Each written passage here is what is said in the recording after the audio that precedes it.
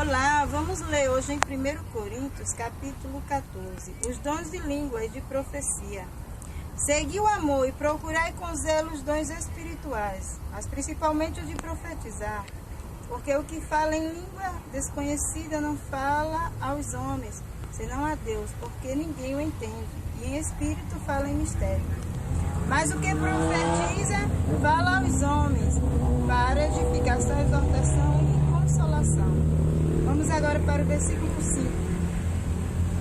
E eu quero que todos vós faleis em língua, mas muito mais que profetizeis, porque o que profetiza é maior do que o que fala em línguas, a não ser o que também interprete, para que a igreja receba edificação.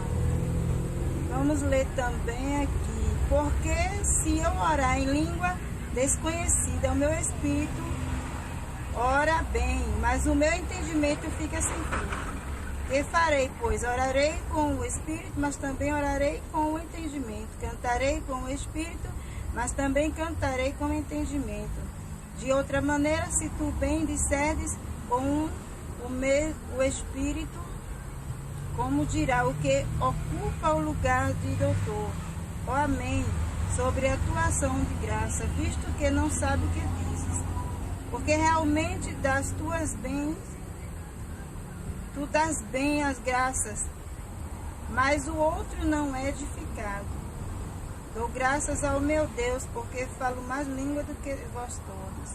Todavia eu antes quero falar na igreja 5 palavras próprias, inteligência, para que possa também instruir os outros, do que 10.000 palavras em língua desconhecida. A palavra de Deus está falando aqui bem claro, né? Sobre a ordem na casa do Senhor. Procurar o amor, seguir o amor. O amor é o próprio Deus, né? A qual você aceita Jesus como Senhor e Salvador de sua alma. E ali vai ter aquele processo de caminhada. Ali você vai aprender a como se conduzir na casa de Deus e fora, porque a sua vida já não pode mais ser a mesma de antes. Porque se vivia uma vida errada, não vive mais. Então, seguir o amor que é o próprio Deus, seguir a Deus. E quem segue a Deus e tem Ele, vive no amor. Então, essa pessoa, com certeza, terá o desejo de procurar os dons espirituais, né? Sabemos que Deus dá liberalmente a cada um e não pede nada em troca. Mas o que profetiza aos homens fala para edificação, exortação e consolação. Sabemos que a profecia maior é a palavra de Deus, que às vezes é administrada pelo homem de Deus na igreja, como um pastor, um missionário, um presbítero, e aí vai, né?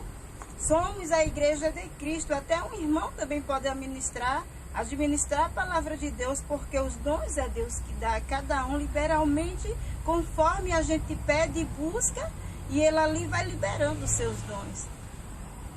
Então a palavra de Deus fala bem claro que se a gente for evangelizar em línguas, como aquela pessoa vai entender? Se é um mistério dela para com Deus, se ali é uma intimidade dela para com Deus, que o Espírito fala a Deus conforme as necessidades e o que está passando. Então, é como aqui diz no versículo 19. Todavia eu antes quero falar na igreja 5 palavras na minha própria inteligência, para que possa também instruir os outros, do que 10.000 palavras em língua desconhecida. Então, como podemos ver, né? Se for em línguas desconhecidas, aquela pessoa, se ela é do mundo, se ela não conhece a Deus nem ainda os padrões da igreja, ela não vai entender. Então, só serve para edificação daquele que está falando. Mas se for com inteligência e sabedoria, falando a profecia, que é a palavra de Deus, aquela pessoa vai ouvir e escutar. Essa é a função do pastor. Ali está o rebanho e ali está o pastor como já foi solicitado, né? Ali administra a palavra de Deus, que é a profecia maior. E aquela pessoa, através da palavra, vai ser revelada a vida daquela pessoa. Também tem os dons espirituais. E ali aquela pessoa vai ver e saber o que Deus quer na vida dela e que ela também tem que ter de Deus, os direitos que ela tem como filho e servo de Deus.